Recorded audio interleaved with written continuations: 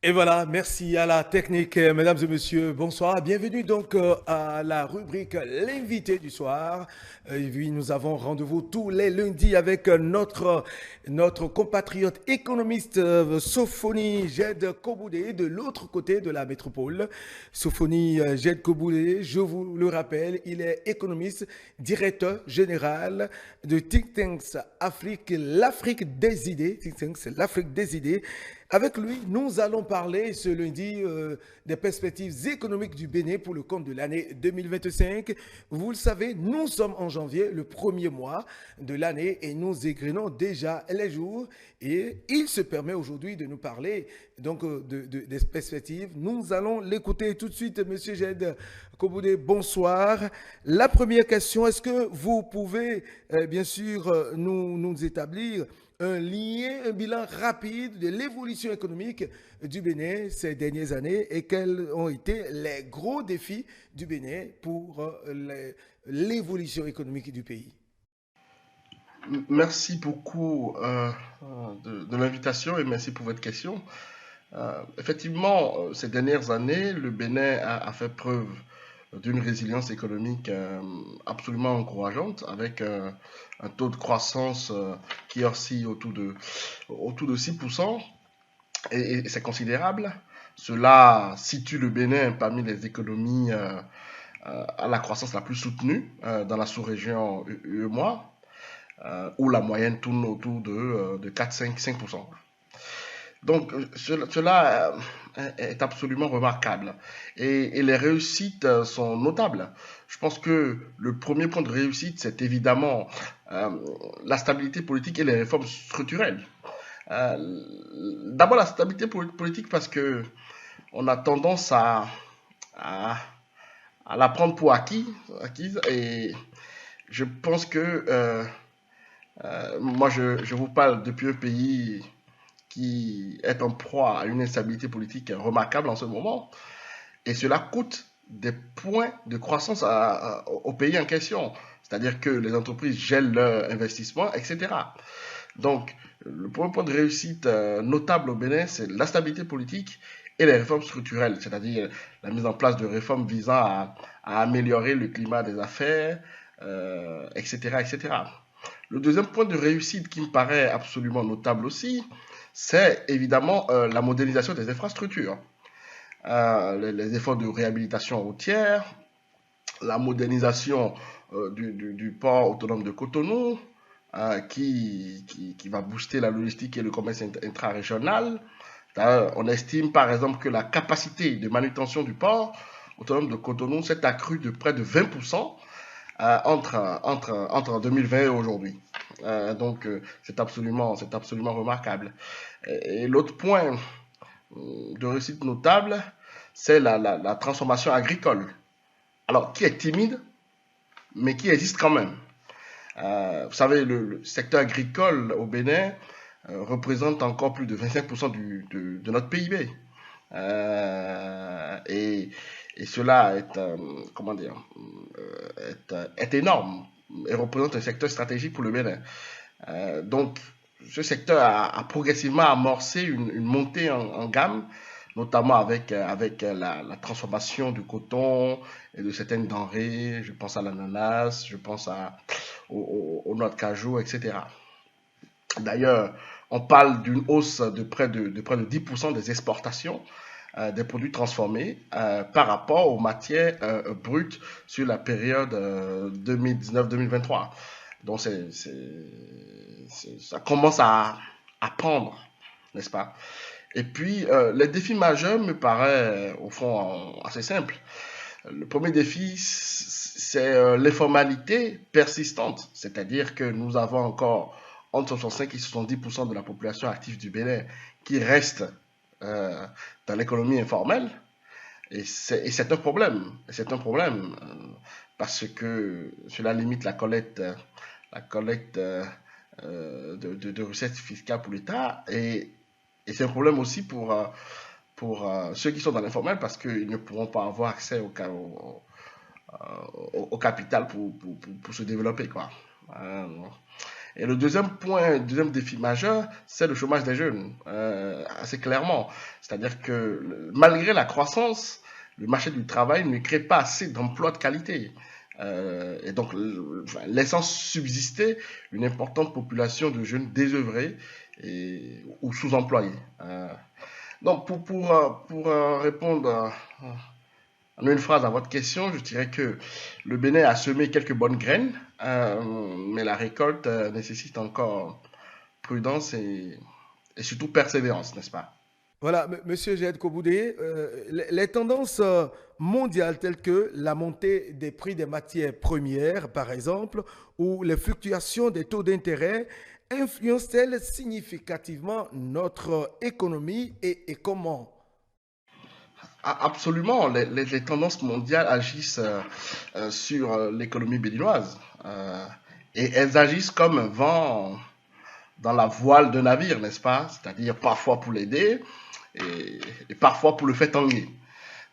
Par exemple, entre 2021 et 2023, on a observé une hausse mondiale du cours de certaines denrées, pouvant aller jusqu'à plus 20% sur certaines matières premières. Et pour un pays pardon, comme le Bénin, dont les exportations énergétiques et de biens d'équipement sont essentielles, cette hausse a eu un impact considérable sur le coût de production locale, ce qui renchérit évidemment les produits manufacturés et le coût de la logistique. Et sur le volet monétaire, et cela me paraît absolument important, c'est que la BCAO a dû adapter sa politique aux fluctuations des taux directeurs internationaux, en particulier ceux de la BCE, enfin la Banque Centrale Européenne, et de la Fed, de la Réserve fédérale américaine. Euh, et je pense que c'est un point important. Le renchérissement du dollar, face auquel l'euro a connu des variations notables ces 2 dernières années, a également influé sur la facture des importations. Et je vais faire de la prospective. Je peux vous annoncer une dépréciation probable de l'euro entre 10 et 15% vis-à-vis du dollar sur les 30 prochains mois. D'ailleurs, cela a commencé en fait, hein, parce que la monnaie européenne, l'euro, qui valait 1,20 $ avant la pandémie de Covid, oscille aujourd'hui autour de 1,05 $. Donc le renchérissement du dollar a commencé. Et je prédis ici que ça ira en croissant, n'est-ce pas? Et c'est un problème parce que je veux rappeler ici que le franc CFA est arrimé à l'euro. Donc, si le dollar se renchérit par rapport à l'euro, il se renchérit par rapport au franc CFA. Ce qui va avoir un impact gigantesque sur les importations des pays africains qui utilisent le franc CFA, notamment le Bénin. Et, et cela peut être un énorme risque pour notre pays, absolument. Oui, autre question, Monsieur Koboudé. Il faut dire que le Bénin a recours à des financements extérieurs pour soutenir ses propres projets d'infrastructure et de développement. Comment évaluez-vous, vous, en tant qu'économiste, la soutenabilité de la dette publique, Monsieur Koboudé? Alors, merci pour la question. Euh, Au fond, la dette publique du Bénin est passée d'environ 40% du PIB en 2017 à près de 53-54% du PIB en 2024, selon les derniers chiffres disponibles sur le site du ministère de l'économie et des finances. Pour 2025, les projections tablent sur un ratio de 56-57% du PIB. Enfin, si le gouvernement maintient le rythme actuel d'emprunt et que la croissance reste solide, c'est-à-dire au-dessus de 5%. Mais cela reste sur le papier, au fond, inférieur, en deçà du plafond communautaire de 70% fixé par l'UEMOA. Euh, les points positifs de tout ça, c'est que d'abord, le Bénin a amélioré sa note souveraine auprès des agences internationales, traduisant une meilleure perception du risque. Mais c'est surtout qu'une partie de ces emprunts sert à financer des infrastructures stratégiques comme des routes, de l'assainissement, de l'urbanisation, etc. Mais les points de vigilance sont quand même réels qu'il faut regarder de près. C'est que la remontée des taux d'intérêt signifie que les nouvelles les nouvelles émissions obligataires sur les marchés internationaux coûteront plus cher. Et la remontée des taux d'intérêt est probable. Euh, pour une raison simple. Vous savez, le président Trump va prendre fonction d'ici le 20 janvier, n'est-ce pas? Et il annonce une dérégulation massive avec, comment dire, il veut créer un environnement pro-business très prononcé. Cela va conduire à quoi? Va conduire à une meilleure rentabilité du capital. Qui dit meilleure rentabilité du capital dit ajustement par la Fed du coût du capital. Donc, il va remonter les taux d'intérêt. Et, par ricochet, la BCE sera forcée de remonter les taux aussi. Sinon, les capitaux vont partir aux États-Unis pour être plus rentables. Et donc, cela va conduire à un phénomène mondial de renchérissement du coût du capital. Donc, si le taux d'intérêt, vous savez, pour parler philosophiquement, les États-Unis fixent le prix du temps du monde. C'est-à-dire, le taux d'intérêt, un taux d'intérêt, c'est le prix du temps. Donc, si les États-Unis augmentent le prix du temps, ben, ça va se répercuter un peu partout. Et donc, les taux d'intérêt vont remonter. Et si les taux d'intérêt remontent, les nouvelles émissions obligataires vont être plus chères et vont potentiellement aggraver comment dire, aggraver la soutenabilité ou l'insoutenabilité, si vous voulez, de la dette du Bénin. Donc, je pense qu'il faudra faire très attention pour ne pas trop se rapprocher du plafond des 70% communautaires. Absolument. Et pour finir, Monsieur Koboudé, vous le savez, le chômage, notamment chez les jeunes, demeure une préoccupation majeure. Alors dites-nous, quels sont les leviers sur lesquels les décideurs publics et le secteur privé peuvent-ils actionner pour créer plus d'emplois au cours de cette année 2025? Alors, oui, le taux de chômage des jeunes au Bénin, donc des jeunes 15-35 ans au Bénin, est difficile à estimer précisément. En fonction de la littérature, on a une évaluation qui va de 10 à 20%, quelque chose comme ça, de taux de chômage des jeunes. Mais c'est vrai que c'est un point important, mais le véritable enjeu, c'est surtout le sous-emploi et l'emploi informel. Et pour y remédier, il y a quelques pistes. Mais je dois quand même souligner, rappeler quelque chose qui me paraît fondamental. L'emploi durable, c'est le fruit d'une politique de concurrence et d'une libre interaction entre les agents économiques. L'État peut semer des incitations, mais c'est bien le secteur privé qui doit fleurir et faire grandir l'emploi.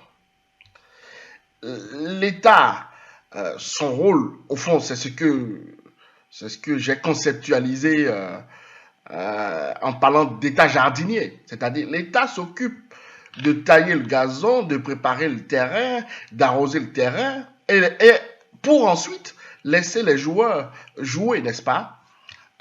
C'est-à-dire, il doit assurer un environnement stable, transparent et compétitif. Et c'est cela qui demeure la clé de voûte pour que les opportunités d'embauche et l'innovation se développent. C'est-à-dire, la vocation de l'État, ça n'est pas de créer des emplois. Parce que Ça n'est pas son rôle. Par contre, son rôle, c'est d'être au fond le jardinier, quoi. Je reprends cette expression. On a besoin d'un État jardinier qui taille le terrain, qui prépare le terrain, qui arrose le terrain et laisse après les joueurs jouer. Et c'est le jeu des joueurs qui crée de l'emploi. Ne nous méprenons pas. Évidemment, il y a quelques pistes pour résorber la question du chômage des jeunes au Bénin. Évidemment, il faut faciliter l'entrepreneuriat et l'auto-emploi. C'est-à-dire qu'il faut simplifier davantage tous les process administratifs liés aux entreprises. Réduction de la paperasse, digitalisation de toutes les procédures, etc., etc. Et puis, il faut encourager l'essor des startups par des incitations fiscales. Moi, j'ai écrit un papier il n'y a pas longtemps dans un journal spécialisé au Bénin, je crois que c'est Cori Actu. Et dans ce papier, j'ai démontré que le Bénin a les moyens de supprimer l'impôt sur les sociétés. Donc, moi, j'ai une réforme que je propose ce soir au gouvernement. Oser la suppression de l'impôt sur les sociétés. Ça peut paraître impossible parce qu'on va envisager comment dire, la baisse des recettes fiscales. Ça n'est pas vrai. Et là, je renvoie tout le monde, les téléspectateurs, à ce papier-là que j'ai écrit. Vous verrez que c'est tout à fait possible. Et je me mets à disposition, je reste à disposition du gouvernement et de toutes les autorités compétentes pour en discuter. Osons la révolution fiscale vis-à-vis des entreprises au Bénin. Osons cette révolution-là. Et puis le deuxième point, c'est qu'il faut stimuler les secteurs à forte intensité de main-d'œuvre. L'agro-industrie et la transformation locale, évidemment, permet d'absorber une grande quantité de main-d'œuvre. Et évidemment, ce qui me paraît fondamental aussi, c'est de renforcer la formation professionnelle. C'est-à-dire, nous entrons par exemple dans un nouveau monde lié à la révolution numérique. J'ai écrit un livre qui s'appelle Le digital au secours de l'Afrique, dans lequel j'ai démontré l'importance de ce nouveau monde. Et donc, l'économie numérique, c'est une économie de la compétence. Et donc, il va falloir que nous montions en gamme, n'est-ce pas, sur les questions de formation. Évidemment, continuer à améliorer le climat des affaires pour attirer les investissements privés. Et voilà, merci à vous, Monsieur Sofoni Jed Koboudé. Je rappelle que vous êtes économiste, vous résidez de l'autre côté de la France, précisément dans la ville parisienne, la capitale parisienne, et vous êtes le directeur général de Think Tanks, l'Afrique des idées. C'est avec vous que nous avons parlé ce lundi des perspectives économiques du Bénin pour le compte de l'année 2025. Merci à vous, merci également à tous les téléspectateurs, vous qui nous suivez. Eh bien, on se donne rendez-vous lundi prochain pour un autre rendez-vous, toujours avec Sofoni Jed Koboudé.